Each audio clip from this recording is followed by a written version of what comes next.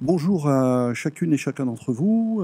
Bonjour messieurs les professeurs, mesdames et messieurs les professeurs. Bonjour aux étudiantes et aux étudiants de l'ESP qui sont présents. Je suis très très heureux de venir parler devant vous ce soir. Comme l'a dit monsieur le directeur, j'interviendrai également mercredi soir et jeudi soir, hein, c'est ça, sur d'autres sujets. Alors, pas tout à fait d'autres sujets, ce sont des sujets connexes. J'interviendrai mercredi soir sur le thème Quelle éducation à la fraternité? Parce que cette notion de fraternité qui est la dernière de la devise républicaine, enfin en tout cas la dernière dans l'ordre de l'énoncé des valeurs républicaines, cette notion de fraternité, comme la notion de laïcité, nous sollicite à nouveau aujourd'hui, pour des raisons que je développerai. Et puis enfin, en lien avec la notion de laïcité, d'ailleurs en parlant de laïcité ce soir, il est très probable qu'à un moment ou à un autre, je parlerai également de fraternité. Et puis jeudi, il sera question, voici l'intitulé donc de la conférence de jeudi, il sera question de l'enseignement laïque des faits religieux. Une vieille histoire dans notre école laïque qui a toujours eu du mal à se figurer la possibilité d'enseigner les faits religieux. Alors on dit, c'est devenu l'expression consacrée, l'enseignement laïque des faits religieux. Qu'est-ce que ça veut bien être qu'un enseignement des faits religieux qui soit laïque, c'est-à-dire qui ait lieu dans une école laïque? En quoi un enseignement des faits religieux va différer selon qu'il est prodigué, administré à l'école laïque ou ailleurs, dans un cadre qui ne serait pas laïque, qui serait donc un cadre confessionnel. Alors, ce soir, à chaque jour suffit sa peine, la charte de la laïcité à l'école. D'abord, monsieur le directeur m'a un petit peu présenté. Je vais vous dire ce qui m'a amené à m'interroger à m'engager, à prendre un certain nombre de missions et fonctions sur la notion de la laïcité, Existait jusque dans les années 2014-2015 un organisme qui dépendait du Premier ministre et qui s'appelait le Haut Conseil à l'intégration. Et ce Haut Conseil à l'intégration, comme son nom l'indique, réfléchissait sur toutes à la fois les questions et les problèmes soulevés par l'intégration républicaine. Bon. Je ne vais pas vous faire une conférence, même si le sujet le mériterait, une conférence sur l'intégration. Toujours est-il qu'à l'intérieur de ce Haut Conseil à l'intégration, il y avait une mission laïcité. Et dans cette mission laïcité, tout d'un coup, les gens se sont avisés, alors que cette commission avait déjà commencé à travailler depuis quelques mois, qu'il n'y avait pas de spécialiste de l'islam. Bon. Et c'est donc à ce titre que je suis arrivé dans cette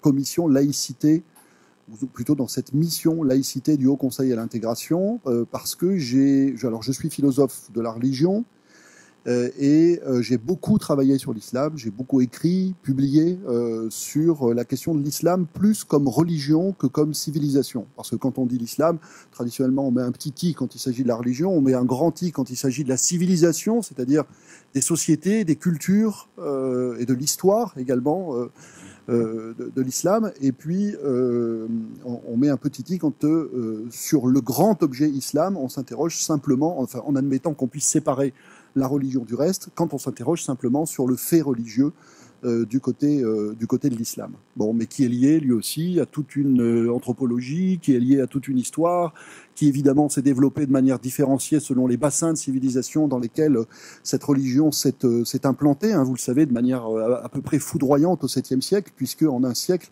eh bien, cette civilisation s'est étendue, selon l'expression devenue classique, de l'Espagne à l'Indus, à la vallée de l'Indus. Bon. Donc moi, j'ai beaucoup travaillé sur l'islam. Je suis spécialiste d'un penseur réformiste musulman qui s'appelle Mohamed Iqbal. Iqbal, ça s'écrit I-Q-B-A-L, qui est probablement, alors moi j'aurais tendance à dire le plus grand, mais c'est probablement parce que je travaille dessus et que je l'aime beaucoup, mais l'un des principaux philosophes de l'islam asiatique. Donc cet islam, ici on est dans l'océan, on est du côté de l'océan Indien. Cet islam qu'on a tendance à oublier, l'islam asiatique, hein, qui va du Pakistan jusqu'à l'Indonésie, qu'on a tendance à oublier quand on parle du phénomène islam ou quand on a une appréhension générale du monde musulman, parce que spontanément, on imagine que le monde musulman est, si ce n'est circonscrit, tout au moins que son centre névralgique, c'est le Moyen-Orient. Bon, eh bien moi je me suis intéressé à un penseur qui vient de plus loin, Il est né à Lahore, il est mort à Lahore également, à un moment où Lahore n'était pas au Pakistan, hein, puisqu'il est mort en 1938, et la création de l'Inde et du Pakistan a eu lieu en 1947. Voilà. Et donc j'avais fait mon doctorat, j'ai fait ma thèse de doctorat sur la pensée de Mohammed Iqbal, et je lui ai consacré un livre, je lui ai consacré de nombreux articles en anglais, en français. Et actuellement, je suis en train de retraduire pour les éditions Gallimard à Paris son œuvre philosophique majeure. Je suis en train de relire ma traduction pour vérifier qu'elle est claire. Et j'ai parfois de très mauvaises surprises. Bon, voilà. Et c'est donc si vous voulez, ce champ de travail, ce champ d'études qui m'a amené du côté d'abord de la mission laïcité du Haut Conseil à l'intégration, parce que souvent, lorsqu'il est question de laïcité, la question de l'islam n'est pas loin, hein, dans notre société française, où que l'on se trouve d'ailleurs sur le territoire français, même s'il y a des contextes qui sont différents sur ce territoire français, entre ce qui peut avoir lieu sur l'île de la Réunion et puis du côté de Marseille ou du côté de la Martinique. Évidemment, les situations sont à chaque fois particulières. Néanmoins, la question de l'islam s'invite souvent assez rapidement. Voilà. Donc je vous ai fait un petit historique des raisons pour lesquelles j'ai été amené à travailler sur la question de la laïcité. Alors, ensuite, j'ai été chargé de mission sur la pédagogie de la laïcité, comme vous l'avez dit, pour le ministère de l'Éducation, à partir donc de cette mission au Haut Conseil à l'intégration. Et le premier grand moment, si vous voulez, de mon travail pour le ministère de l'Éducation sur le thème de la laïcité a été justement le thème de ce soir, c'est-à-dire la rédaction de la charte de la laïcité à l'école. On était un petit groupe de spécialistes qui avons travaillé à cette publication qui a eu lieu à la rentrée 2013. C'était Vincent Payon, qui était ministre de l'Éducation nationale à ce moment-là. Et Vincent Payon nous avait passé une commande extrêmement claire, mais très difficile. Il nous avait dit, je veux que vous fassiez un petit texte sur la laïcité qui soit un texte pédagogique, qui exprime en quelques phrases claires ce qu'est la laïcité de l'État et ce qu'est la laïcité de l'école. Bon courage. Bon courage parce que, sans aller jusqu'à dire que la laïcité est le sujet le plus complexe du monde ou l'objet théorique le plus complexe du monde, néanmoins, vous en conviendrez, spontanément, la notion de laïcité est une notion qui est assez abstraite, qui est assez théorique, et en particulier, si je ne sais pas, les étudiants, si vous avez déjà eu l'occasion de le faire, mais si vous posez la question de ce qu'est la laïcité à des jeunes qui ont entre, bon, vous n'allez pas les agresser à 4 ans en leur demandant ce qu'est la laïcité, il faut les laisser tranquilles un petit peu, mais si vous leur demandez à partir de 9-10 ans jusqu'à 16-17 ans ce qu'est la laïcité, souvent vous allez vous rendre compte que leur représentation de la chose est assez vague, est assez confuse, et à partir de là, je pense que dans un certain nombre d'esprits, de jeunes esprits, la laïcité c'est quelque chose qui est pour les adultes, justement, c'est une idée d'adulte, c'est une notion d'adulte, c'est pas une notion, contrairement justement aux valeurs de la République, la liberté, l'égalité, la fraternité, tout au moins la liberté. Avec la notion de liberté, vous pouvez très très vite engager le dialogue avec des enfants jeunes, vous voyez, parce que la liberté des uns s'arrête là où commence celle des autres. Il est très facile, très rapidement, de leur faire comprendre la liberté, parce qu'ils se la représentent de manière très très sensible, ils tiennent déjà à leur liberté, ils n'ont pas envie qu'on leur marche sur les pieds, ils n'ont pas envie qu'on leur prenne de force ce qui leur appartient, ils ont envie de s'exprimer, etc. Vous voyez ? Donc vous pouvez très facilement les faire entrer dans une réflexion sur la liberté et sur la relation entre les libertés. Si la liberté des uns s'arrête là où commence celle des autres, c'est très vite, vous pouvez aller vers une question de droit et de devoir, vers une question de respect, vers une question de tolérance, etc. Avec la laïcité, c'est une autre paire de manches. C'est-à-dire que la notion est d'emblée trop inaccessible pour que, immédiatement, ce soit l'objet de la discussion avec les élèves. Et c'est justement ce qui nous a guidés donc dans l'écriture de cette charte de la laïcité. C'est-à-dire que nous nous sommes dit que si, dans cette charte, nous ne mettions pas la notion de laïcité théorique, abstraite, compliquée, voire, pour ceux qui en ont une première appréhension, confuse, si nous ne la mettions pas en relation avec des notions sensibles, des notions qui signifient immédiatement quelque chose pour les jeunes, alors là, véritablement, on n'avait aucune chance de la faire comprendre. Et c'est donc l'exercice, c'était la commande du ministre, et c'est l'exercice auquel on s'est livré, c'est-à-dire un exercice pédagogique, s'assurer que, eh bien, non seulement les élèves, mais les parents également, comprennent de quoi il s'agit quand on leur parle de la laïcité de l'école. Bon. Et puis, deuxième étage de la fusée, ou deuxième élément du cahier des charges, le ministre nous avait bien dit qu'il s'agissait, et peut-être que là, ce soir, c'est intéressant pour nous de commencer par là, il s'agissait aussi de doter les professeurs d'une compréhension claire de ce qu'est la laïcité de l'État et de ce qu'est la laïcité de l'école. Et donc, je voudrais commencer par là, ce soir, parce que je sais que je m'adresse à, parmi vous, de nombreux professeurs en devenir, de nombreux futurs professeurs. Donc, je voudrais commencer par cette pédagogie que nous avons tentée dans la charte de la laïcité à l'école, en direction des professeurs, c'est-à-dire dans votre direction. Faire comprendre à ceux qui vont nous rejoindre dans l'institution scolaire ce qu'est la laïcité de l'école, c'est-à-dire d'abord peut-être avant même, non pas avant même le sens, parce que qu'est-ce qui peut venir avant le sens, mais comprendre inséparablement le sens et l'enjeu de la laïcité de l'école. Bon. Donc je voudrais commencer par là. Petit à petit dans mon exposé, je vais m'appuyer sur des articles de la charte pour vous montrer très concrètement ce que ça donne, ce que je suis en train de raconter de manière un petit peu générale ou théorique. La première chose, donc, c'est la suivante. Donc là, je m'adresse véritablement à ces futurs professeurs que vous êtes. Ayez conscience que la laïcité n'est pas, du côté de l'école, une sorte de pièce rapportée ou une petite cerise sur le gâteau ou un petit supplément d'âme, c'est-à-dire quelque chose qui serait très esthétique mais qui serait secondaire. Il y a là quelque chose qui est historiquement, je vais employer une métaphore complètement inappropriée, mais aujourd'hui on le fait tout le temps, donc pourquoi pas moi. Il y a là quelque chose qui est dans l'ADN de l'école. C'est-à-dire qu'il y a quelque chose dans la laïcité de l'école qui est constitutif historiquement du projet même de l'école de la République. De quelle manière ? Je vais vous donner deux jalons historiques. Je vous laisserai ensuite, si vous voulez en savoir plus, continuer de chercher par vous-même. Hein. Moi, je vous donne simplement quelques pistes. Il s'est passé quelque chose de très important à la fin du XIXe siècle, au moment de la Troisième République, plus exactement pour notre école, en 1882 et en 1886. En 1886, le ministre de l'Instruction publique décide ce qu'on a appelé, je vous cite les expressions qui sont devenues classiques, une laïcisation des programmes.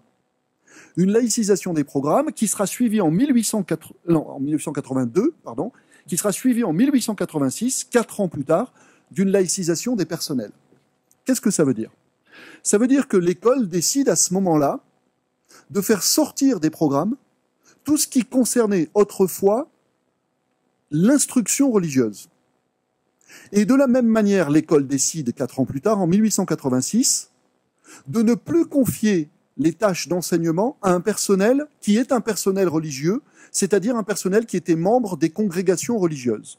Voilà en quel sens s'opère une double laïcisation de l'école en 1882 et 1886, c'est-à-dire que le ministère considère que, désormais, les parents qui veulent donner une instruction religieuse à leurs enfants et qui veulent confier leurs enfants à un personnel religieux qui leur transmettra cette instruction religieuse, eh bien, ces parents auront liberté de le faire, mais en dehors de l'école laïque. Alors, d'emblée, la difficulté se noue. Pourquoi ? Parce qu'on peut ressentir ce moment, ce double mouvement de laïcisation des programmes et de l'école comme une certaine violence exercée à l'encontre du religieux qui se trouve, je prends le vocabulaire de la violence, donc je me mets du côté de celui qui ressent cette laïcisation comme une violence. On peut considérer à ce moment-là, et certains considéreront à ce moment-là, que le religieux se trouve expulsé de l'école et que ça représente en effet une violence morale qui signale la laïcité dans l'espace public français immédiatement comme porteur d'une hostilité fondamentale ou d'une hostilité foncière à l'égard du religieux. On est là sur quelque chose d'extrêmement sensible. On est là sur quelque chose qui est extrêmement délicat, touchy, dirait-on, aujourd'hui. Pourquoi? Parce que à chaque fois que quelque chose se passe du côté du religieux, c'est quelque chose qui se passe du côté de ce que l'individu qui a une croyance religieuse considère comme sacré. Et la définition la plus, je dirais, la plus fondamentale du sacré, enfin, alors je ne sais pas si je dois dire la plus fondamentale ou la plus archaïque. Hein, le fondement est pas du côté, est pas toujours du côté du passé historique. Le passé est pas toujours le lieu de l'origine, mais le sacré, c'est toujours défini dans l'esprit de ceux qui l'intériorisent comme tel, comme quelque chose d'absolu, comme quelque chose dont l'importance ne peut pas être relativisée, comme l'impossible à relativiser. C'est-à-dire que le sacré, c'est toujours défini du point de vue de celui qui observe comme sacré, qui respecte ou qui vénère comme sacré quelqu'un ou quelque chose. Le sacré, c'est le domaine de l'intouchable. C'est le domaine de l'inviolable. C'est le domaine de ce que l'historien des religions, Rudolf Otto, appelait, ou plutôt, il disait à propos du sacré, c'est ce dont on ne s'approche pas sans mourir. Hein? Bon. Donc, à chaque fois qu'une société impose des limites aux religieux, en réalité, ce qu'elle touche, et elle touche un point qui est extrêmement sensible, qui est extrêmement névralgique, cela peut être perçu comme une atteinte, voire comme un attentat à ce justement à quoi il est absolument interdit de toucher parce que par définition c'est l'intouchable, à savoir le sacré. Vous voyez? Bon, voilà pourquoi d'ailleurs, indépendamment même de la question de la laïcité, voilà pourquoi les questions autour du sacré sont, dans toute société où il y a du sacré, dans toute société où il y a partage du sacré et conflit autour du sacré, voilà pourquoi la question du sacré est souvent une question, je dirais, peut-être la question la plus sensible. La question la plus sensible parce que dans un certain nombre de sociétés et de civilisations humaines, la notion de sacré a assumé la fonction de ce qui était absolument impossible à remettre en cause en raison de sa transcendance. C'est-à-dire qu'il y a aussi un élément là qu'il s'agit de mobiliser. Ce qui est sacré, c'est ce qui nous échappe à nous, les êtres humains. Ce qui a été déposé dans nos mains à partir d'une source transcendante, c'est-à-dire d'une source supérieure. Alors les uns diront les esprits, les autres diront les dieux, les autres diront la nature, les autres se référeront à un prophète, etc., etc. Mais à chaque fois qu'une société a affaire au sacré, elle se trouve confrontée à cette difficulté de devoir faire avec des mains humaines ce qui n'est pas humain. Ou en tout cas, ce qui est réputé ne pas être humain, mais surhumain, divin, transcendant, supérieur, par tous ceux qui ont la conviction qu'il y a là quelque chose qui est sacré. Vous voyez? Bon. Pardon, c'était une petite parenthèse pour du côté du sacré, mais vous voyez, là c'est le philosophe de la religion qui, ou des religions qui immédiatement refait surface, hop, qui sort de sa boîte, parce qu'on ne peut pas, je dirais, s'interroger sur la notion de laïcité en toute ignorance de cause. En toute ignorance de cause, c'est-à-dire sans prendre conscience du fond d'écran anthropologique, du fond d'écran métaphysique auquel on touche quand on parle de laïcité, en l'occurrence, quand avec la laïcité, c'est ce qui s'est passé avec ces lois de laïcisation en 1882 et en 1886, on prétend, une société démocratique, la nôtre en l'occurrence, prétend mettre à distance le religieux, fixer des bornes, assigner des bornes aux religieux. Parce que c'est ça, la société démocratique. Vous voyez, tiens, encore une autre notion qu'il s'agit de mobiliser pour comprendre les enjeux de la notion de laïcité. Qu'est-ce que c'est que la démocratie? Jean Jaurès disait la démocratie, c'est la laïcité. Pourquoi? Et vous allez voir, je vais vous l'expliquer comme l'expliquait Jean Jaurès au début du XXe siècle. Il l'expliquait en disant, et je vous l'explique parce que là aussi, c'est un fond d'écran conceptuel qui est absolument nécessaire lorsqu'on parle de laïcité. Jean Jaurès disait une chose simple, il disait « La démocratie, c'est la prétention d'un groupe d'hommes sur un territoire donné à produire une loi juste et à produire un ordre juste, c'est-à-dire un ordre de justice, sans aucun recours à un fondement surnaturel. Uniquement, les Grecs diraient, Aristote dirait par le logos, par l'exercice du logos, c'est-à-dire que nous, les citoyens d'une société démocratique, on produit de la justice, enfin on prétend produire de la justice par l'exercice dialogué de nos consciences et de nos raisons.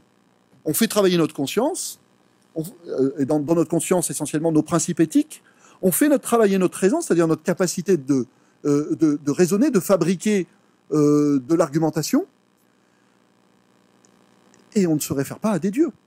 Pour aller chercher le fondement du juste, on ne va chercher que du côté de l'exercice de ses facultés naturelles, et on ne va pas chercher dans un texte sacré, on ne va pas chercher dans une révélation, on n'attend pas qu'il y ait un Moïse qui descende d'un Sinaï, si vous voulez, hein, ou qu'il y ait un Mohammed qui se retire dans la grotte Hira à côté de la Mecque, voyez, pour produire de l'ordre juste.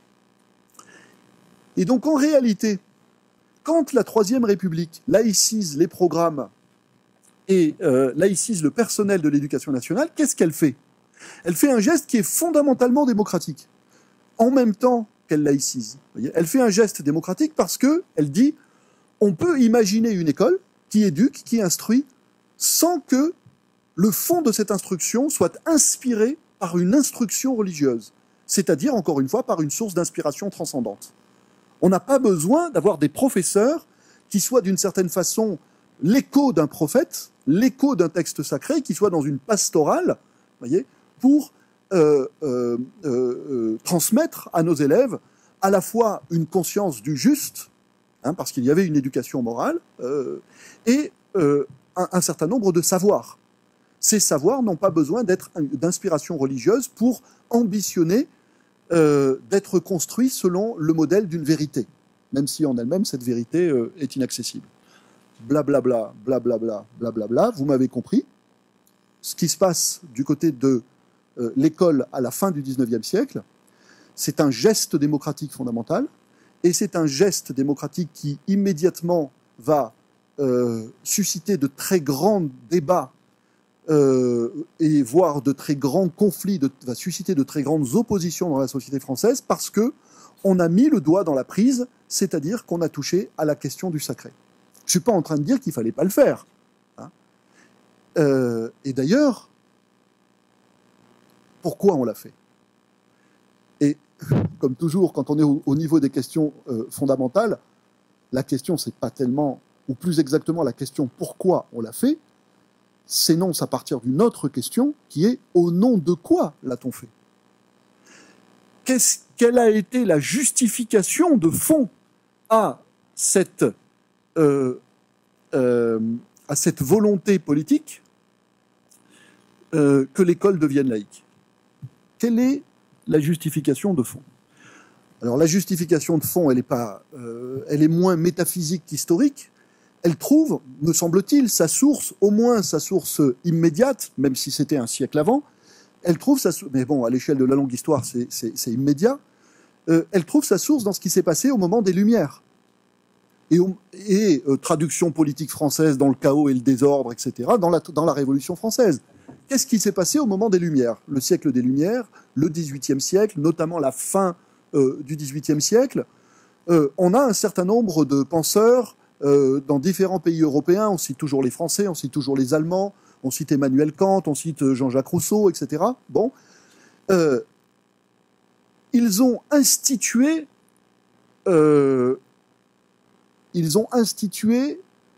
cette idée, ou plutôt cette valeur fondamentale, que la dignité de chaque être humain est d'être capable de penser par lui-même. Comme le dit Emmanuel Kant, l'être humain doit pouvoir penser librement, donc par lui-même, être autonome dans sa capacité de jugement et dans sa capacité d'action. Il doit être le maître de ses propres convictions, il doit être le maître de ses propres actions, il doit être le maître de sa conduite de vie, etc. Il ne serait pas juste qu'il reste sous la tutelle, c'est-à-dire sous la domination, quand on emploie le terme de tutelle, qu'il reste sous la domination de directeurs de conscience, de maîtres à penser, de maîtres de vérité, etc., etc. Bon. Et oui, sauf qu'à partir du moment où le siècle des Lumières et les penseurs du siècle des Lumières avaient accouché de cette idée magnifique que l'homme avait une dignité qui le rendait capable de penser par lui-même, encore faut-il une éducation à la hauteur. C'est-à-dire une éducation qui fasse passer la capacité de l'homme à penser par lui-même de l'état de simple potentiel à l'état de véritable disposition acquise. Comment est-ce qu'on rend quelqu'un capable de penser par lui-même? Avec quel type d'éducation, avec quel type de transmission on rend quelqu'un capable de penser par lui-même? Le modèle, à cet égard, je dirais, en tout cas pour nous, les philosophes, absolument indépassable, était Socrate. Socrate qui était au contraire des sophistes de son temps, tout sauf un maître de vérité, puisqu'il pratiquait ce qu'on a appelé la maïotique, c'est-à-dire l'art d'accoucher les esprits, c'est-à-dire que il n'enseignait rien de positif, il se contentait de questionner. Ce n'était pas un maître, c'était un antimètre. Rien n'est plus difficile que d'être un antimètre. Un antimètre, c'est-à-dire qu'à force de questionnement, il conduisait son interlocuteur à s'interroger sur lui-même et à s'interroger par lui-même et à se positionner personnellement sur tous les sujets qui étaient en général des sujets éthiques, des sujets existentiels, sur la vertu, sur le beau, sur le juste, etc. Les grandes catégories platoniciennes, le bien, le vrai, le juste, le beau, il conduisait son interlocuteur à prendre une position personnelle et avant même de prendre une position personnelle, conduisait son interlocuteur à construire un jugement personnel sur ces grandes notions appliquées à la vie, appliquées à son existence concrète. Bon. On ne s'improvise pas à Socrate. On ne s'improvise pas à Socrate. Et puis, on ne rend pas comme ça, d'un claquement de doigts, celui auquel on transmet un enseignement, on ne le rend pas, sur un claquement de doigts, autonome. La première condition pour laisser quelqu'un libre de penser par lui-même, et donc pour libérer sa liberté, ou pour émanciper sa liberté, et notre école s'est souvent présentée, bon, le terme lui aussi fait débat, comme une école de l'émancipation, exactement dans le sens que je viens d'indiquer, c'est-à-dire s'émanciper de l'ignorance, c'est-à-dire en réalité s'émanciper de l'incapacité de départ à penser véritablement par soi-même. Bon, eh bien la première condition, c'est de la part du professeur de ne pas enseigner ce qu'il enseigne comme un ensemble de vérités toutes faites. De vérités indiscutables. Et voilà en quel sens un enseignement religieux, attention, je vais préciser, un enseignement, une instruction religieuse au sens traditionnel du terme, ne pouvait plus avoir sa place à l'école. Pourquoi? Parce que cet enseignement religieux était un enseignement religieux dogmatique, c'est-à-dire un enseignement de vérités toutes faites, qui étaient les vérités de la foi, et qui, comme vérité de la foi, était sacrée, et qui, comme sacrée, était absolue, et qui, comme absolue, était intouchable, et qui, comme intouchable, était indiscutable par la conscience et la raison de chacun. Donc, voilà, si vous voulez, le motif, ou plus exactement, pour le dire de manière avec davantage de dignité, voilà, pas seulement le motif, mais au nom de quoi l'école s'est sentie en capacité de nécessité de mettre la religion en dehors de son système d'enseignement. Parce que la religion telle qu'elle était transmise était un système dogmatique d'enseignement de vérité première, réputée vérités éternelles, puisque descendue de la bouche même de Dieu par l'intermédiaire de ceux qui sont considérés par les croyants comme les intercesseurs entre l'humain et le divin, les intermédiaires entre l'humain et le divin, à savoir les prophètes, toute la lignée des prophètes bibliques jusqu'à Jésus.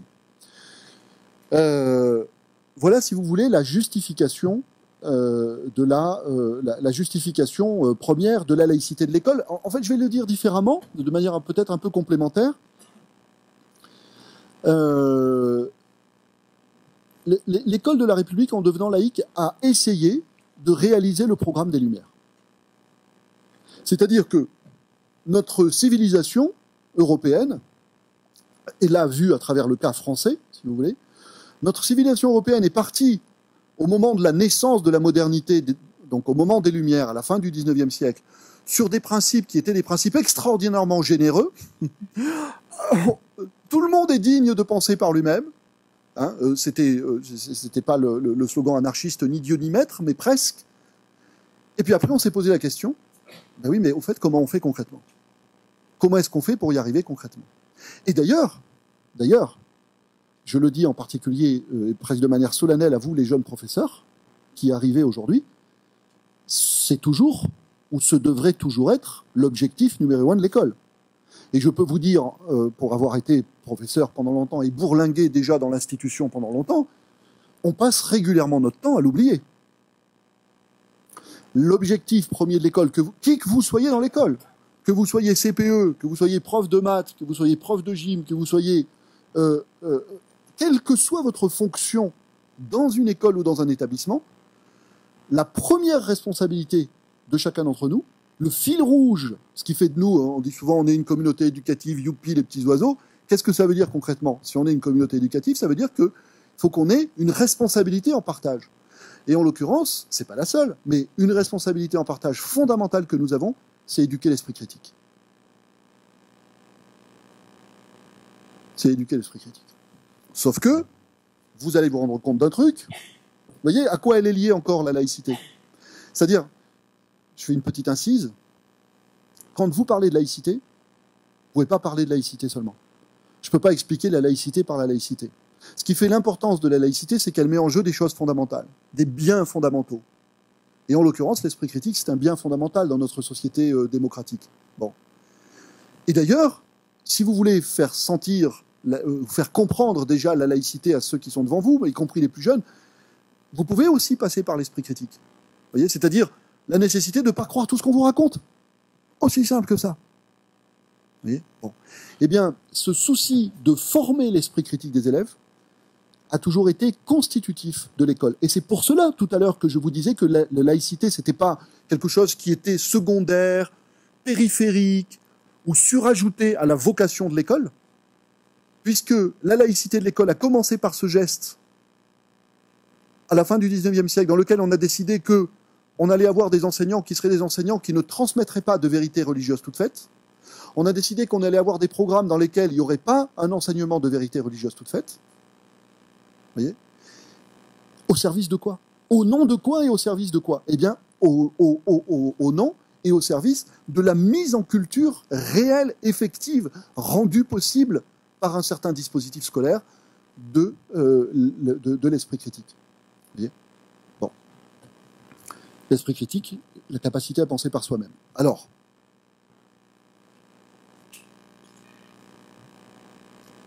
si, gardez en tête, je pense que je m'adresse aux jeunes enseignants, gardez en tête ce que je viens de vous dire sur ma mission, quelle que soit ensuite la discipline dans laquelle je l'exerce, le lieu dans lequel je l'exerce dans l'institution, ma mission, c'est de former l'esprit critique. Vous allez vous rendre compte que cette mission fondamentale, vous serez en situation de l'exercer souvent contre vents et marées, c'est-à-dire alors que tout un ensemble de choses peuvent vous en détourner. Je vais vous donner deux exemples. Un dedans et un dehors. Un à l'intérieur de l'école, un à l'extérieur de l'école. En tant que professeur, vous allez avoir des programmes. Les programmes sont tellement importants, sont tellement lourds, que parfois vous allez vous dire, mais qu'est-ce que je suis en train de faire? Est-ce que je suis en train de former l'esprit critique? Est-ce que je suis en train de leur apprendre à penser par eux-mêmes? Ou est-ce que je suis en train de les gaver comme des oies? En empilant dans leur cerveau des connaissances, des connaissances, des connaissances. Et c'est cette vigilance-là qui va vous permettre, qui doit vous permettre tout au long de votre carrière, et ça, cette vigilance, vous allez devoir la maintenir, cette vigilance qui fera que à chaque fois que vous aborderez un point du programme, il s'agira pour vous, par fidélité à votre engagement de départ, par fidélité à cette vocation historique de l'école, il s'agira pour chacun d'entre vous de chercher le moyen d'aborder la question que vous êtes en train d'aborder d'une façon telle que l'élève, vous mettiez sa réflexion en route. Comment faire, non pas pour avoir devant moi une classe passive qui encaisse, je suis en train de la gaver, elle encaisse, elle encaisse, elle encaisse, bou, bou, bou, bou. La barque se charge, à la fin de la journée, ils ont une tête comme ça, ils n'en peuvent plus, ça rentre même plus par là, on dit ça rentre par là, ça sort par là, ils sont trop fatigués, vous les avez en fin de journée. Vous allez être... Ça, c'est des choses très concrètes. Vous arrivez devant une classe, c'est le matin, ou c'est le début de l'après-midi, ou c'est le soir, ou c'est le début de semaine, ou c'est la fin de semaine, vous êtes au début de votre carrière, vous êtes au milieu de votre carrière, Le souci, c'est toujours le même. C'est comment ces jeunes esprits, je vais pouvoir contribuer, apporter ma petite part pour leur donner des billes, pour leur donner des outils qui vont leur permettre de penser par eux-mêmes. D'ailleurs, à cet égard, les programmes, il ne s'agit pas de dire qu'il faut pas faire le programme, mais qu'est-ce que c'est que le programme? Le programme n'a d'intérêt qu'en tant qu'il est un élément, ce qu'on appelle des outils culturels, un ensemble d'outils culturels, l'exercice d'un certain nombre de capacités de raisonnement, l'exercice d'une compréhension du monde qui va former le jeune esprit à s'ouvrir, à comprendre le monde dans lequel il est et à avoir les ressources en termes de facultés, de conceptualisation, de problématisation, d'argumentation, capacité à se poser des questions, capacité à définir les mots, capacité à définir les problèmes, etc. Tout cela au service de la formation de l'esprit critique. Vous voyez ? Bon. Mais c'est quelque chose qui va demander votre vigilance parce que sinon vous pouvez être tenté de balancer. Moi, par exemple, j'ai été professeur de philosophie pendant longtemps. J'étais professeur de philosophie pendant 60 ans. Non, je plaisante. Si vous direz à quel point ça m'a paru long. Non, je plaisante. Mais j'ai enseigné la philosophie pendant 20 ans. Mais je ne compte pas le nombre de cours où j'ai cédé à la facilité. Et j'ai honte, d'ailleurs. Mais bon, nul n'est parfait. No one is innocent, comme disait l'époque. Bon. En l'occurrence, qu'est-ce que ça veut dire? Ça veut dire qu'en philosophie, je sais plein de trucs. Et donc, je vais vous balancer plein de trucs. Vous voyez, par exemple, tiens, je vais vous parler du kantisme, ou je vais vous parler de l'hégélianisme, ou je vais vous parler du platonisme, ou je vais vous parler de... Bon. Et, allez, on balance les connaissances. Et devant une classe, au bout d'un quart d'heure, le premier rang, parce que le premier rang, ils sont toujours très motivés, hein, donc ils suivent bien. Derrière, ils roupillent, ou ils lisent n'importe quel journal. Ils s'en foutent, en fait, en gros. Hein. Mais c'est pas de leur faute. C'est quelque chose qui, combien de fois, m'a renvoyé à moi-même. Mais qu'est-ce que je suis en train de faire là? À quoi je sers? Je suis simplement au tableau pour faire le malin avec mon savoir philosophique que je leur balance comme ça? Non. Là, si je fais ça, je suis pas à leur service. C'est pas la peine que je sois dans le quantitatif. Il vaut mieux être dans moins de quantité et beaucoup plus de qualité. Et qu'est-ce que c'est beaucoup plus de qualité? Je vais prendre aujourd'hui en philosophie, et c'est pareil dans toutes les disciplines, je vais prendre une notion du programme. Un point du programme. Et je vais le construire avec eux. Et je vais prendre aussi des temps de classe pour qu'ils puissent discuter entre eux, que ce ne soit pas juste un dialogue entre eux et moi. Des temps de classe dans lesquels ils peuvent essayer, à partir d'un document, à partir d'un texte, à partir d'un film qu'on a regardé ensemble. Il y a une multitude de supports aujourd'hui qui existent dans toutes les disciplines. Je vais les mettre en activité. Parce que l'important, c'est que leur cerveau se mette en route de façon autonome. Le but de l'école laïque, c'est pas de faire des individus qui sachent plein de choses, qui soient parfaitement dociles à l'autorité et qui vous recrachent exactement ce que vous avez envie d'entendre. Le but, c'est de faire des élèves qui soient plus tard des citoyens, mais simplement, sans même parler de citoyens, parce que le citoyen, s'il ne sait pas penser par lui-même, c'est pas un citoyen, mais un être humain. Des êtres humains qui soient capables, dans la vie, de faire leurs propres choix. Et moi, le professeur, je suis tout le temps au service de ça. Et je peux vous dire que l'enseignement vécu comme ça, c'est un exercice spirituel. Je dis spirituel en toute laïcité. Hein. Spirituel, qu'est-ce que c'est qu'un exercice spirituel? C'est un travail sur soi. C'est un travail sur soi. Et donc vous avez cette chance, et en même temps cette responsabilité, mais cette chance, mais cette responsabilité, les deux en même temps, de faire un métier qui a du sens, vous voyez, en fonction de tout ce qu'on vient d'évoquer, de faire un métier qui a un engagement, parce qu'il y a cette notion de service, de la démocratie, et vous avez un métier qui, en plus, vous permet de faire un travail sur vous-même. C'est-à-dire, je fais d'une manière un peu lyrique, de ne pas vieillir. Parce que vieillir, c'est toujours s'endormir. Donc vous avez un métier qui vous permet de rester vivant, de cultiver votre vitalité intérieure. C'est très important. Dans notre société, qui manque de sens à tous les niveaux, ça n'a pas de prix. Donc vous avez vraiment, vraiment, vraiment de la chance. Bon. Mais à condition de la saisir. Et de la saisir pas seulement la première année, mais sur 20 ans, sur 30 ans. C'est ça qui est difficile et en même temps qui est exaltant. Et puis, deuxième difficulté que j'évoquais, vous allez essayer de former l'esprit critique, Mais il y a une difficulté à l'extérieur, pas seulement dans l'école, avec la lourdeur des programmes, le risque de s'endormir dans son métier, etc. D'aller à la facilité, de faire le job et puis je rentre chez moi ce soir, de toute façon. Vous voyez, on est dans une société qui ne veut pas que l'individu pense par lui-même. Je ne sais pas si... Alors peut-être vous allez me trouver trop critique, pour le coup. Enfin, le philosophe, comme le disait Bertrand Russell, c'est celui qui voit des problèmes là où d'autres voient des évidences. Hein, là où on dit circuler, il n'y a rien à voir, le philosophe, il veut rester et regarder. Bon. Parce qu'il a vu un truc, ou il a cru voir un truc. Bon. Mais en l'occurrence, on est dans une société qui vous bombarde en permanence de publicité idéologique. En permanence. Dans l'empire, le maître mot de la société dans laquelle on est, on pourrait dire c'est la consommation, soit, mais surtout c'est la communication. On est dans une société dont tous les discours sont des discours de communication, à tous les niveaux. C'est-à-dire que, qu'est-ce que c'est qu'un discours de communication? Un discours de communication, c'est un discours qui veut vous persuader de quelque chose. Vous persuader que quelque chose est bon. En réalité, c'est de la pub, si vous voulez. Un discours de communication. Et je ne vois pas comment, dans une société de la communication, c'est-à-dire dans une société où tout discours entendu dans l'espace public est un discours de pure publicité idéologique, si j'étais méchant, mais évidemment ça ne nous concerne pas, puisque nous sommes en démocratie, je dirais qu'on a affaire à des propagandes permanentes, mais bien entendu, non, il n'y a pas de propagande dans notre société démocratique, la propagande c'est dans les systèmes totalitaires. Nous on est évidemment totalement immunisés contre ça. C'est ironique ce que je suis en train de dire. Vous voyez, mais parce qu'on voit toujours, on se dit, oh là là, dis donc, les systèmes totalitaires, c'est pas bien, ils ne pensent pas par eux-mêmes. Heureusement, nous, on est dans une société démocratique. Super, on respire. Bon. Si la démocratie n'est pas en permanence en train de s'envoyer des coups de pied au derrière, elle devient simplement ce que déjà Alexis de Tocqueville, au XIXe siècle, appelait un despotisme doux. Vous voyez ? Et je me demande si on n'est pas en train d'en prendre le chemin.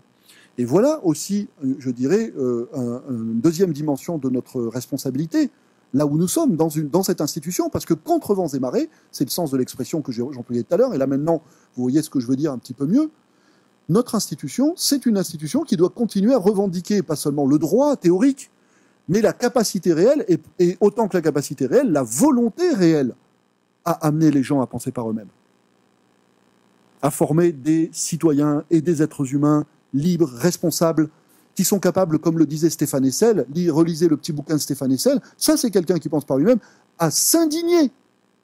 C'est-à-dire que si vous réussissez dans votre carrière de professeur à faire en sorte que vos élèves s'indignent, c'est-à-dire réalisent qu'il y a là ou ici ou là de l'injustice, de l'insupportable, de l'inacceptable, qui mérite qu'on s'engage, qu'on lutte, qu'on essaye de faire quelque chose, même si c'est avec ces petits moyens là où on est. Bon, je pense que vous aurez gagné. Voyez ?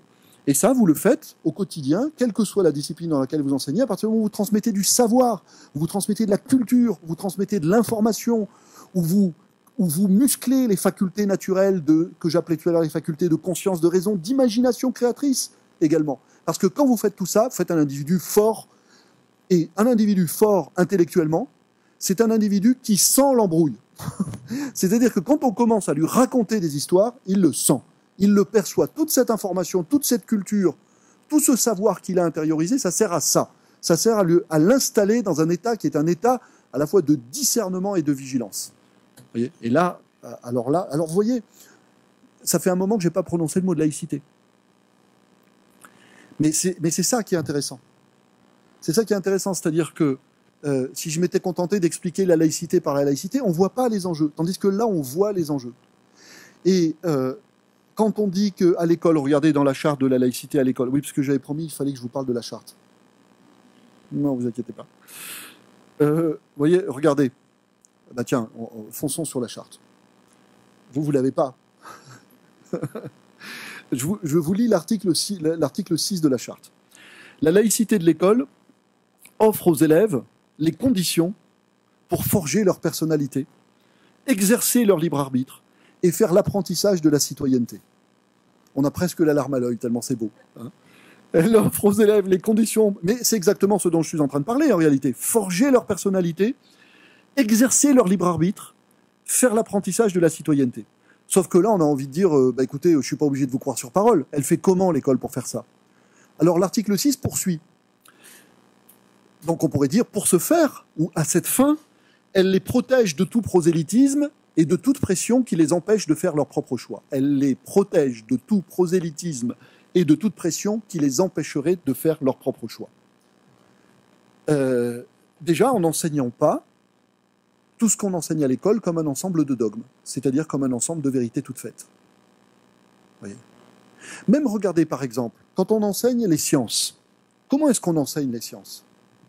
Est-ce qu'on enseigne les sciences comme un ensemble de vérités définitives qui sont apparues je ne sais comment, qui sont descendues de je ne sais quel ciel supérieur, ou est-ce qu'on montre que le savoir scientifique est un savoir qui a été établi par le travail poursuivi pendant des siècles de la raison, de l'observation, de l'imagination, de la confrontation, des hypothèses d'un certain nombre de chercheurs, d'une communauté de chercheurs qui a travaillé dans un domaine, c'est-à-dire qu'on enseigne la science, non pas comme un ensemble de vérités définitives et toutes faites, mais comme le résultat d'un travail de la pensée. Et un travail de la pensée qui est offert à une révision historique.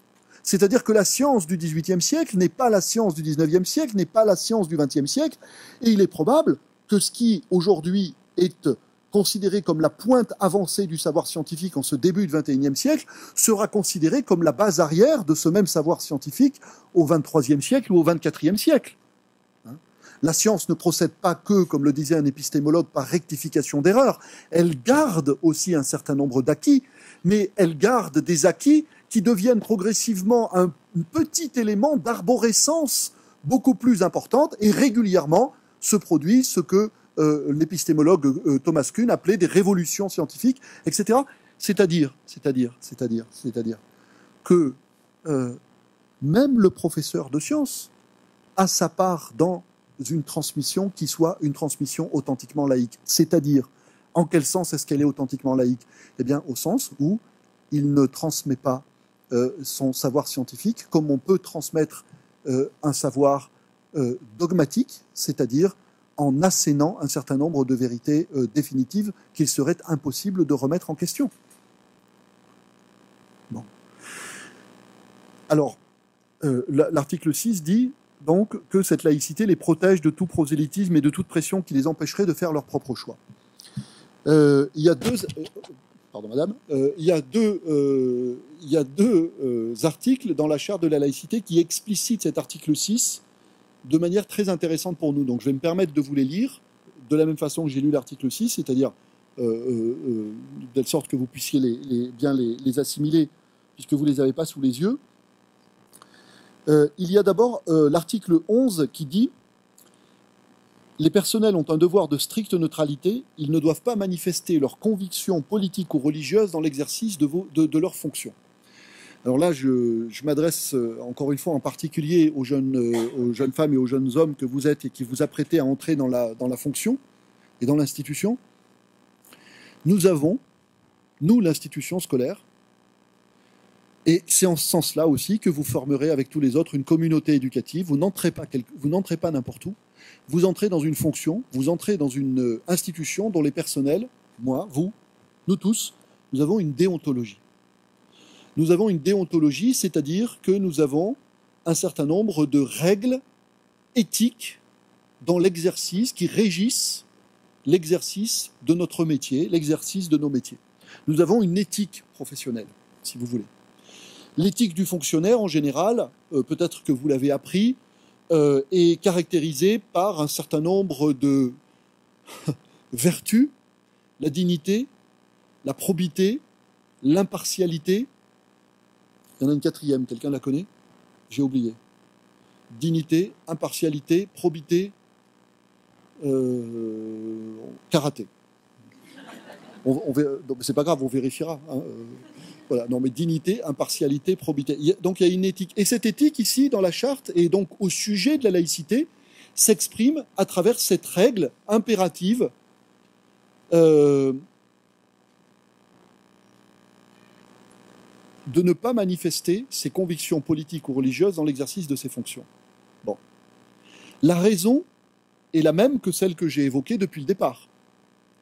La mise en sécurité de la formation de l'esprit critique de l'élève. C'est-à-dire que si moi, le professeur, avec l'autorité qui est la mienne, voir si je suis un professeur charismatique avec l'aura qui est la mienne, je dois avoir conscience que je peux très facilement influencer mes élèves. Je peux très facilement exercer sur leur esprit une impression extrêmement forte, et par rapport à ça, je dois avoir une éthique. Je dois résister à l'éventuelle tentation de devenir leur maître tout court, c'est-à-dire leur gourou, au sens, le gourou n'a pas forcément dans la tradition hindoue un sens péjoratif, mais leur gourou là au sens péjoratif de celui qui pense à leur place et celui qui leur dit comment penser, qui leur dicte leur façon de voir le monde. Vous voyez ? Et là encore, cette vigilance que j'évoquais tout à l'heure demande à s'exercer. Dans ce que je suis en train de leur dire, dans ce que je suis en train de leur raconter, est-ce que je suis simplement en train de faire la publicité de mes convictions idéologiques personnelles, ou est-ce que je suis en train de leur transmettre en toute laïcité un savoir vérifié, un savoir objectif, un savoir qui va les mettre en capacité, qui va les mettre en situation effective de faire leur propre choix. Je vais vous donner un exemple, parce que sinon c'est un peu abstrait. Je vais vous donner un exemple auquel j'ai été souvent confronté quand j'étais professeur de philosophie. Alors, une époque, bon, vous n'avez pas beaucoup vécu au XXe siècle, mais moi qui ai beaucoup vécu au XXe siècle, on disait il y a des profs de philo marxistes, il y a des profs de philo, etc. Bon, aujourd'hui, fin des idéologies, je ne sais même pas s'il y a encore des profs de philo qui savent qui était Marx, mais non, je plaisante, hein, bien entendu. Enfin, j'aimerais plaisanter, mais non, je plaisante. Bon. Mais, donc, en effet, il y a cette tentation. Vous voyez, le professeur de philosophie, c'est un spécialiste du maniement des idées. Ça peut être un formidable rhéteur, quelqu'un qui vous emballe avec son discours, voilà, un espèce de jongleur de mots, voyez. Et au bout d'un moment, vous êtes tellement ensorcelé que vous ne vous rendez même pas compte que vous êtes conditionné par sa pensée. Donc, s'il ne fait pas attention à ça, je dirais que là, il sort du cadre de la déontologie qui est fixée. Je vais vous donner un exemple. Pas du côté des convictions politiques. Souvent, les élèves m'interrogeaient sur la foi. Parce que dans le programme de philosophie, en tout cas d'un certain nombre de séries, jusque-là, voilà, il y avait la religion. Bon. Souvent, les élèves m'interrogeaient sur la foi. Ben, en tant que professeur de philosophie, je n'ai pas à répondre sur la question de la foi, c'est-à-dire à les aider à alimenter intellectuellement le concept de foi pour qu'ils y réfléchissent par eux-mêmes. Je n'ai pas à le faire à partir de ma propre incroyance ou croyance.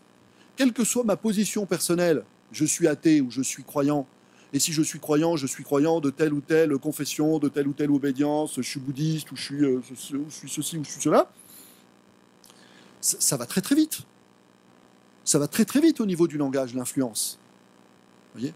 Et donc, qu'est-ce que je fais là ? Ouh là là, vous êtes fous ? On va pas se mettre à parler de la foi. On est quand même à l'école laïque. Sainte laïcité, priez pour nous. Va des rétro fides, en l'occurrence. Va des rétro la foi. Non.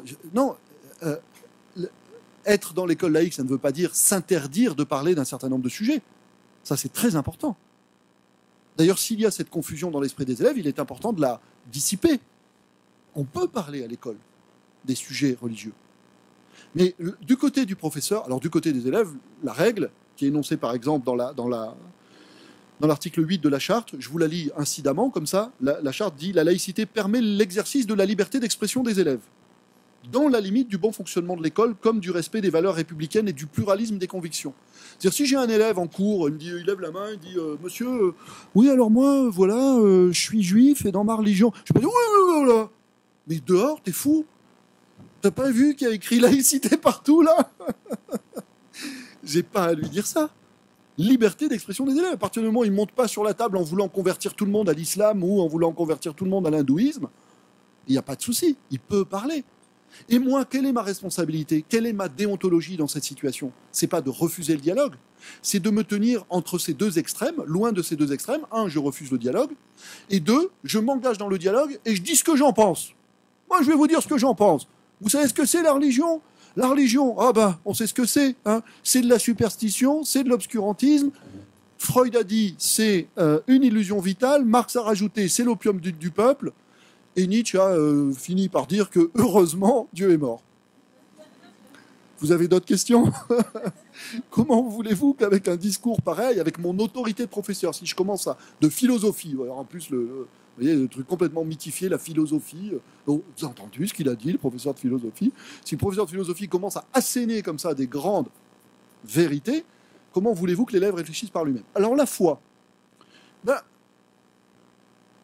j'expliquais ce qu'est la foi, à la fois, qu'à le dire, du point de vue du croyant et du point de vue du non-croyant.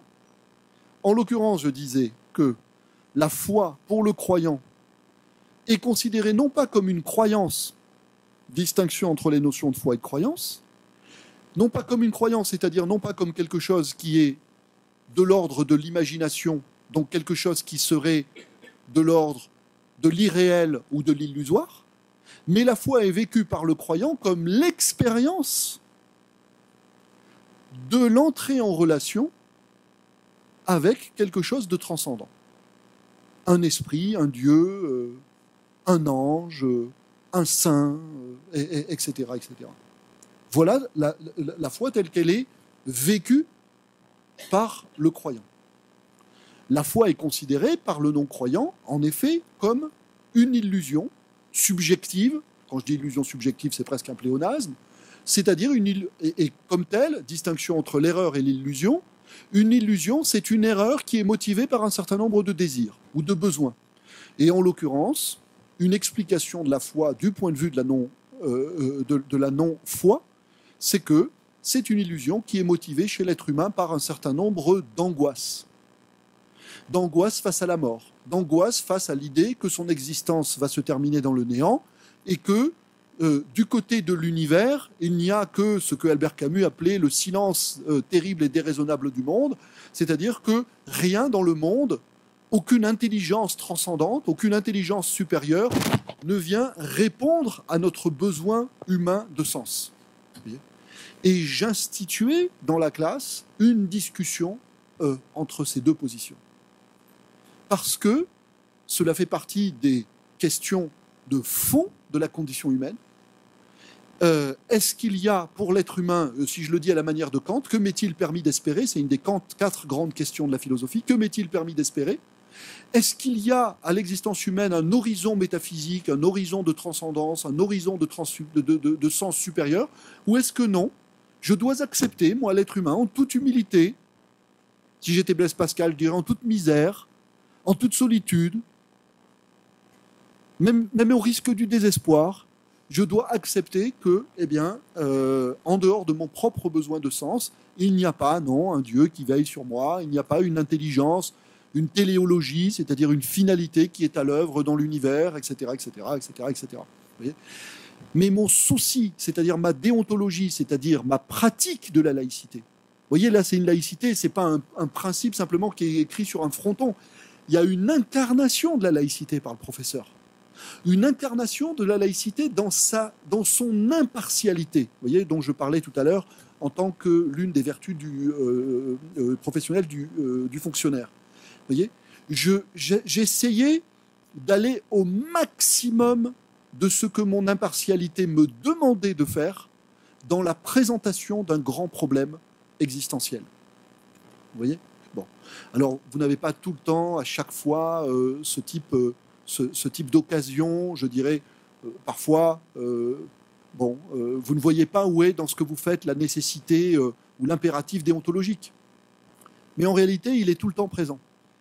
Il est tout le temps présent. Je dirais que pour moi, ici, la laïcité incarnée dans l'exercice de la fonction d'enseigner, elle est présente, cette laïcité, elle est présente, cette déontologie laïque, à chaque fois que vous vous mettez au service de l'élève.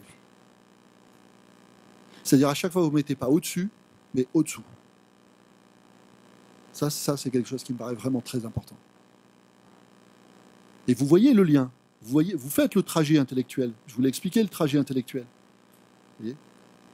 Voilà. À partir de ce point de contact qui est justement la mise en culture de l'esprit critique. Attendez, je regarde un petit peu l'heure parce que la vie passe assez rapidement. Euh, je, je vais terminer sur deux choses. Euh, je vous ai cité l'article 11, les personnels ont un devoir de stricte neutralité, etc. Je voudrais également vous citer l'article 12, sans empiéter sur ce que sera la conférence de jeudi, parce que vous savez, jeudi, je vais parler de l'enseignement laïque des faits religieux. Néanmoins, dès maintenant, c'est-à-dire dès cette présentation de la charte de la laïcité, je voudrais parler de cet article qui dit « Les enseignements sont laïques afin de garantir aux élèves l'ouverture la plus objective possible à la diversité des visions du monde ainsi qu'à l'étendue et à la précision des savoirs. Aucun sujet n'est a priori exclu du questionnement pédagogique. » Oula, on aurait pu faire une phrase plus courte. Vous savez, ça a été très difficile, mais ça a été un bon exercice. Tiens, d'ailleurs, je vous le conseille. De réussir à faire le lien entre la notion de laïcité et tout un ensemble de notions très importantes qui permettent de mieux faire comprendre ce qu'est la laïcité dans des textes, des petits paragraphes très courts, très simples, très accessibles par tout le monde. Ça, vous savez, c'est un exercice que je vous conseille parce que c'est toujours l'exercice qui permet de savoir si on maîtrise un sujet. Souvent, on pense qu'on maîtrise. On dit oh, ouais, c'est bon. Ouais, c'est bon, je sais ce que c'est. Essayez sur un sujet, n'importe quoi. Regardez, une question de politique, une question. Essayez de faire 10 lignes. 10 lignes parfaitement claires, ou 15 lignes parfaitement claires, dans lesquelles vous expliquez le sens, les enjeux, les difficultés, etc. Et vous allez vous rendre compte que c'est une sacrée paire de manches. Moi, je m'y suis confronté avec d'autres quand on a écrit, je reviens à l'article 12, vous inquiétez pas, je ne l'ai pas oublié, mais je me suis trouvé confronté avec d'autres lorsqu'on a écrit la charte de la laïcité. Et ensuite, si vous allez sur Eduscol, qui est notre grande banque de données dans laquelle il y a tout, non, il n'y a pas n'importe quoi, dans laquelle il y a tout, on va dire. Hein. C'est une figure laïque de la totalité divine. Hein, bon. Donc, sur Eduscol, il y a toutes les ressources possibles et imaginables. Et vous allez voir, donc vous allez me voir assez souvent, parce que j'ai fait pas mal de choses, bon, avec d'autres, bien entendu, hein. Et on m'a demandé, donc après la rédaction de la charte, de rédiger un commentaire, justement de 10-15 lignes, sur les articles de la charte. Eh bien, ça n'a pas été facile. Ça n'a pas été facile, parce que ça restait un exercice court, en même temps, il fallait un petit peu expliquer, il fallait développer, il fallait rester assez concis, tout en n'étant pas aussi lapidaire que dans les articles de la charte. Et vraiment, je vous conseille cet exercice, c'est-à-dire, quand vous allez expliquer quelque chose aux élèves, commencez toujours par être sûr que vous êtes capable de vous l'expliquer à vous-même devant la glace. Et souvent, vous allez faire cette expérience, mais c'est pas grave, n'ayez pas peur, comme disait le pape. Hein. Au début, vous n'allez pas y arriver, vous allez être tout embarrassé. Vous voyez ? Et c'est pour ça que ça demande à être exercé. Alors, l'article 12 dit que l'école, je prends un petit morceau qui me paraît particulièrement important par rapport à ce que je veux vous montrer ce soir. L'école doit garantir aux élèves l'ouverture la plus objective possible à la diversité des visions du monde. L'ouverture la plus objective possible à la diversité des visions du monde. Tiens, si vous faisiez cet exercice, déjà, il y aurait une première difficulté. Qu'est-ce que c'est que la diversité des visions du monde ? Est-ce qu'il y a-t-il quelqu'un dans l'avion ? Non, un pilote dans l'avion. Est-ce que tout le monde dans cette salle a une représentation claire de ce que peut être la diversité des visions du monde ? D'abord, premier problème, qu'est-ce que c'est qu'une vision du monde ? Waouh ! Par exemple, alors il y a mille et une manières de le dire, de l'expliciter. Bon, en l'occurrence, la diversité des visions du monde, ça peut être déjà, pour nous les êtres humains, à l'échelle des différentes civilisations et de l'histoire de ces différentes civilisations, ça peut être la différence des registres de discours, la diversité des visions du monde. Qu'est-ce que c'est que la diversité des registres de discours ? Ça veut dire que dans toute culture, dans toute civilisation, dans toute société, il y a des discours qui ont été produits par l'imagination, il y a des discours qui ont été produits par la raison, il y a de la mythologie, il y a de la littérature, il y a de la philosophie, il y a de la science, il y a de la poésie, il y a de la théologie, il y a etc., etc. Et puis, deuxième élément de compréhension de la diversité des visions du monde. Quand on dit vision du monde, on fait référence à quelque chose qui est ambitieux. On fait référence à une perception globale. Donc une vision du monde, ça peut être une vision du monde sur le plan historique, ça peut être une vision du monde sur le plan philosophique, ça peut être une vision du monde sur le plan géopolitique. Vous voyez ? Une vision du monde, c'est toujours un système d'explication générale. Et des systèmes d'explication générale, qui ne sont pas d'ailleurs tous concurrents, ne serait-ce que parce qu'ils n'ont pas lieu tous, ils ne se tiennent pas tous dans le même registre, il y en a donc toute une diversité. Vous voyez ? Entre le monde tel qu'il vous est montré dans la mythologie hindoue ou dans la mythologie grecque, et le monde tel qu'il vous est montré dans le théâtre de Shakespeare, et le monde tel qu'il vous est montré dans la philosophie de John Rawls, par exemple, grand théoricien de la philosophie politique, il n'y a pas de concurrence entre ces visions du monde, elles sont produites par des exercices différents de l'intelligence humaine. Hein, bon. Voilà la laïcité de l'école. Pourquoi ? Parce que c'est toujours le même problème. Lequel ? Développer l'esprit critique. Comment ? Eh bien, en donnant à chaque intelligence le maximum de matière possible. Le maximum de matière comestible, c'est-à-dire le maximum de matière intelligible possible. C'est-à-dire que si chacun d'entre nous et tous ensemble, on leur fait lire des mythes, on leur fait lire de la poésie, on leur fait lire de la philosophie, on leur parle aussi des visions du monde religieuses, il n'y a pas de raison qu'elles soient exclues, mais pas de manière dogmatique. Pas de manière dogmatique, c'est-à-dire pas en leur disant voilà la vérité, en leur disant c'est une vision du monde parmi d'autres.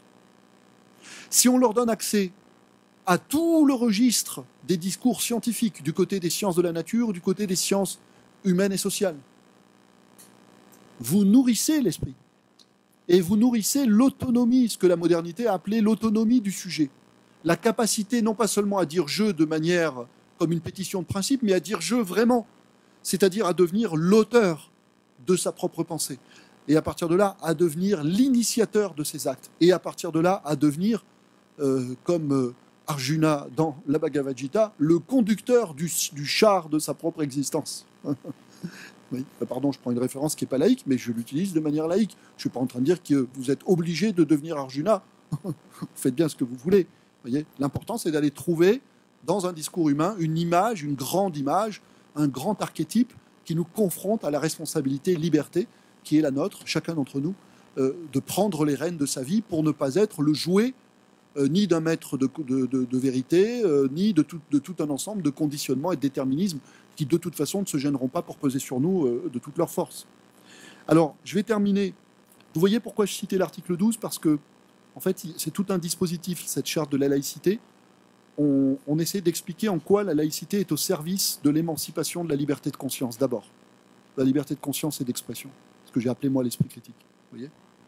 Et donc, on a choisi dans cette charte une quinzaine d'articles, et ce sont autant d'entrées, pas seulement vers cette problématique, mais entre autres, j'ai choisi de privilégier celle-ci ce soir, vers cette problématique. Bon. Pareil, regardez l'article 9. Après, vraiment promis, je conclus, mais je lis quand même l'article 9. La laïcité implique... Je vais vous dire, je lis cet article parce que vous allez reconnaître là des sujets qui sont très dans l'actualité de notre école. La laïcité implique le rejet de toutes les violences et de toutes les discriminations, garantit l'égalité entre les filles et les garçons, et repose sur une culture du respect et de la compréhension de l'autre. Pourquoi on a multiplié les mots ? Ben, on n'a pas multiplié n'importe quel mot. On a pris des entrées sensibles, on a pris des entrées concrètes, on a pris des entrées qui veulent dire quelque chose. C'est-à-dire que si, au motif de mon appartenance religieuse ou de mon identité religieuse, eh bien, j'entre avec l'autre dans une attitude qui va être une attitude de conflit, voire une attitude de violence, pas nécessairement une violence physique, mais au moins une violence symbolique. Vous voyez ? Eh bien, le rappel de la laïcité, à ce moment-là, sert à cela. C'est-à-dire, sert à faire réfléchir à ce qui doit se passer à l'école, à ce qui demande à être préservé à l'école. En l'occurrence, un espace dans lequel, comme le disait l'article que je vous ai lu tout à l'heure, chacun est protégé d'un prosélytisme, d'une pression, une pression XXL, c'est-à-dire là en l'occurrence d'une violence ou d'une discrimination qui l'empêcherait d'être lui-même. Vous voyez ? Bon. Alors attention, hein, ne nous faisons pas de l'école. Il y a quelque temps, je faisais partie d'un groupe de travail dans lequel on corrigeait un texte. Et il y avait, bon, je ne sais plus quel était le début de la phrase, blablabla, blablabla. Et à la fin de la phrase, c'était et donc qui permettrait de protéger les élèves les uns des autres. J'ai dit attention, protéger les élèves les uns des autres. L'école, c'est pas une jungle, c'est pas la loi de la jungle. Elle n'est pas à feu et à sang. La plupart du temps, heureusement, j'ai failli dire Dieu merci. Comme quoi, on est peu de choses. Mais donc, la plupart du temps, les élèves vivent en relative bonne intelligence. Néanmoins, régulièrement, et là encore, vous voyez, vous êtes concerné, quelle que soit la discipline que vous enseignez, régulièrement, vous avez à gérer des cas de conflit. Vous pouvez tout à fait instituer, notamment si vous êtes professeur principal, mais même de façon régulière dans votre classe, un petit temps à intervalles réguliers, si vous sentez qu'il y a des tensions, si vous sentez qu'il y a des conflits, ne laissez jamais ça de côté. Ne le laissez jamais de côté en vous disant, bah, de toute façon, moi, c'est pas mon problème, moi, je suis en train de faire des maths, moi. Alors moi, tout ce qui m'intéresse, c'est d'avoir le silence. Si vous avez une classe qui est en tension, si vous avez une classe dans laquelle il y a des abcès qui gonflent, les élèves vous écouteront pas. Vous aurez l'impression qu'ils vous écoutent, mais en réalité, dans leur tête, ce qui tourne, c'est le problème. Parce que c'est ça qui les concerne personnellement. Vous voyez ? Donc, n'hésitez jamais à faire un petit temps de pause, on va mettre des choses sur la table, il y a eu des paroles, il y a eu des gestes, il y a eu des attitudes, il y a eu des comportements, vous voyez, qui étaient porteurs d'une certaine violence, qui ont insinué entre des groupes dans la classe, vous savez, souvent il y a des clans dans la classe, etc., ou entre deux élèves, etc., qui ont insinué une tension. Eh bien, saisissez-vous de ça. Regardez par exemple cette thématique sur l'égalité filles-garçons. Elle est très présente dans notre école aujourd'hui. Pas encore assez. À chaque fois que vous repérez un comportement, quelque chose qui est un comportement de violence symbolique d'un garçon sur une fille, ou d'un groupe de garçons sur une fille, ou d'un groupe de garçons sur un groupe de filles. Bon, là encore, ne laissez pas passer. Votre responsabilité, c'est de le thématiser, de prendre le temps de l'examiner, voyez, et de proche en proche, vous pouvez aller jusqu'à la laïcité. Vous pouvez aller jusqu'à la laïcité en disant que s'il est aussi important que l'école reste un lieu de paix, un lieu de sécurité, un lieu de tranquillité, voire un lieu de fraternité, c'est parce que, au départ, il y a cette laïcité de l'école, la vocation de la laïcité étant de faire vivre en paix, ensemble, ceux qui croient au ciel et ceux qui n'y croient pas, c'est-à-dire les athées, les agnostiques et les croyants de toute confession. Donc à chaque fois qu'il y a une question de violence, qui est liée ou pas aux religieux, si vous voulez, vous pouvez amener les élèves à réfléchir un peu avec vous, justement à cette vocation fondamentale de la laïcité. Je termine. Conclusion. C'est écrit sur ma feuille. Je terminerai par l'article central de la charte de la laïcité. Vous voyez, j'ai fait un petit trajet dans la charte. J'aurais pu dire plein de choses, d'ailleurs, ça viendra sûrement avec la conversation, mais j'ai choisi un axe. Bon. L'article 7 est au centre de la charte, enfin, en tout cas graphiquement, visuellement. Ça ne veut pas dire que c'est le plus important, quoique la laïcité assure aux élèves l'accès à une culture commune et partagée. Bon. On est dans des sociétés, je pense que c'est vrai pour l'île de la Réunion, c'est vrai pour le territoire de la métropole, on est dans des sociétés à l'échelle du village global, si vous voulez, à l'échelle du monde mondialisé, on est dans des sociétés qui sont hyper diverses, qui sont hyper variées. Bon. Il y a des sociétés qui sont plus ou moins prêtes à cela. L'île de la Réunion a une tradition de multiculturalité. Donc on peut penser qu'ici, mieux qu'ailleurs, on est outillé pour assumer le fait de vivre ensemble en paix dans une société multiculturelle. Il n'empêche que ça demande à être partagé, que ça demande, comme le reste, à être conscientisé. La société multiculturelle, c'est pas seulement un fait, c'est un art. Et cet art, comme tous les arts, chez l'être humain, peut se perdre. L'art de vivre ensemble en paix dans une société multiculturelle. Sans nier nos différences, sans renier nos identités, avec elles. Mais la condition, elle est double. Première condition, qu'il y ait le respect de chacun pour la différence de l'autre. Ça a l'air d'être une base, mais c'est pareil. Si vous ne l'éduquez pas chez l'enfant, Ça va pas venir tout seul. Ça va pas pousser tout seul comme les bras et les jambes. Et puis la deuxième condition, c'est que cette possibilité de vivre avec les différences soit associée à la conscience partagée d'un bien commun.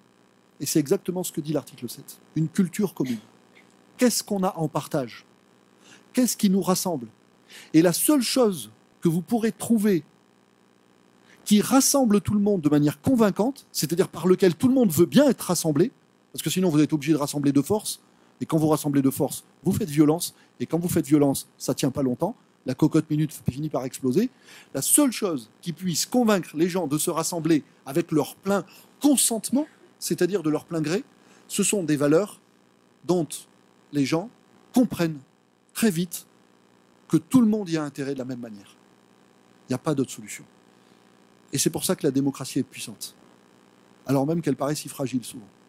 Parce que quand vous dites liberté, égalité, fraternité, je vais poser une question simple, mais posez-la à vos élèves, qui n'en voudrait pas? Qui n'en voudrait pas? Et souvent, ce qui fait que, aujourd'hui, dans notre société française, il y a des réactions aux valeurs de la République. Moi, je vais parfois dans certaines zones du territoire français, on me dit « Mais monsieur, vous êtes bien gentil avec liberté, égalité, fraternité. » Mais vous avez vu la réalité, là? Ici, la réalité, pour vous, c'est liberté, égalité, fraternité? Parce qu'on est dans une société qui est une société très malade. Une société dans laquelle il y a des écarts de classe sociale qui sont en train de devenir très, très, très, je dirais même dangereux pour la paix sociale, pour l'équilibre social. Il y a des tensions, ci et là, sur le territoire, entre les communautés de croyances, entre les communautés culturelles. Donc, par rapport aux valeurs de la République, qui devraient être une évidence, il y a souvent beaucoup d'incrédulité. On n'y croit plus. Et même parfois, on les traite de mensonges. Et même parfois, elles attirent le ressentiment. Et c'est là que vous voyez l'ampleur de votre responsabilité.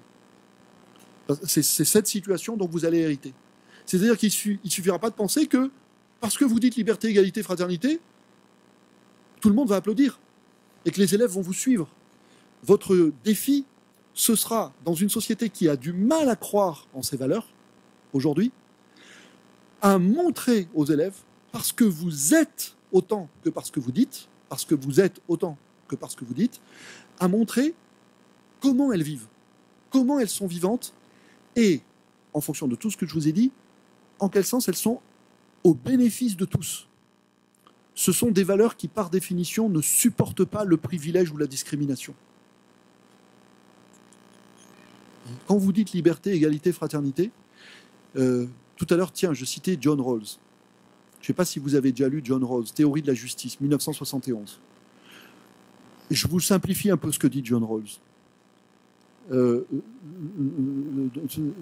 le simplifie parce que je suis obligé de le dire rapidement. John Rawls disait quelque chose comme ça. Il disait, vous voulez savoir si des valeurs sont bonnes, placez un individu sous ce qu'il appelait un voile d'ignorance. Qu'est-ce que ça veut dire un voile d'ignorance? Rien à voir avec le voile dans telle religion. Placez-le sous un voile d'ignorance, c'est-à-dire mettez-le dans la situation d'imagination suivante. Vous lui dites, voilà, tu vas vivre dans une société, tu ne connais pas la place qui va être la tienne dans la société où tu vas vivre. Tu ne sais pas si tu seras en bas ou en haut de l'échelle sociale, tu ne sais pas si tu seras riche ou pauvre, tu ne sais pas si tu auras un métier ou tu n'en auras pas, tu ne sais pas du tout, tu ne sais pas si tu vas faire partie d'une majorité de croyances ou d'une minorité, etc. Tu es sous un voile d'ignorance. À partir de là, quels sont les principes de justice que tu voudrais voir institués dans cette société? Et à partir de là, comme tu ne sais pas quelle va être ta place dans la société, tu as intérêt à choisir des principes de justice qui sont bons pour n'importe quel individu de cette société et qui garantissent qu'il n'y ait pas d'injustice entre les individus de cette société. Eh bien, il y a fort à parier que parmi ces principes de justice, la liberté, l'égalité et la fraternité soient énoncés par l'individu. Pourquoi? Parce que dans une société démocratique qui fonctionne, mais la nôtre ne fonctionne pas bien, mais dans une société démocratique qui fonctionne, et votre responsabilité, ça sera qu'elle fonctionne, eh bien, le génie républicain, le génie humaniste, le génie politique des notions de liberté, d'égalité, de fraternité, c'est qu'elles sont au bénéfice de tous. Et c'est ce qu'il faudra rendre sensible aux élèves. Merci.